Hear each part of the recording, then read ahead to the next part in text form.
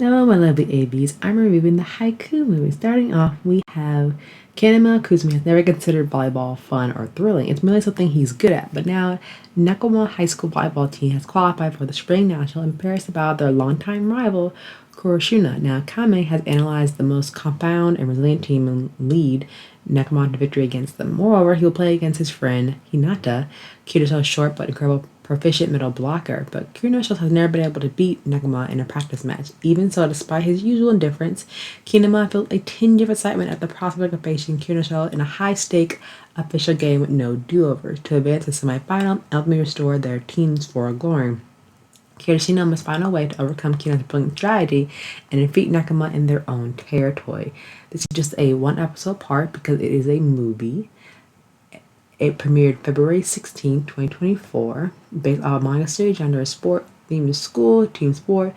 It's an hour and 20 minutes and it's rated PG-13. Now, when I saw this movie in theaters, and it was a good indication to get backstory or certain characters, and to see these two battle off, you could see their intense rivalry, especially when you have two volleyball players in different positions basically doing the same thing, but you're seeing the progression when they do summer training, the background, and how Canada views volleyball differently towards the end of this movie, but also seeing the practicality of Kurashima and their team and Hinata himself developing and overcoming their struggles, their weaknesses as they work together as a volleyball team to get to the semifinals. Now, overall, this movie is fantastic with the animation, the volleyball scene itself, and just the sheer character development of both teams learning to work together and overcoming their own struggles that are staying on their way in this movie. And I will say it was a great movie.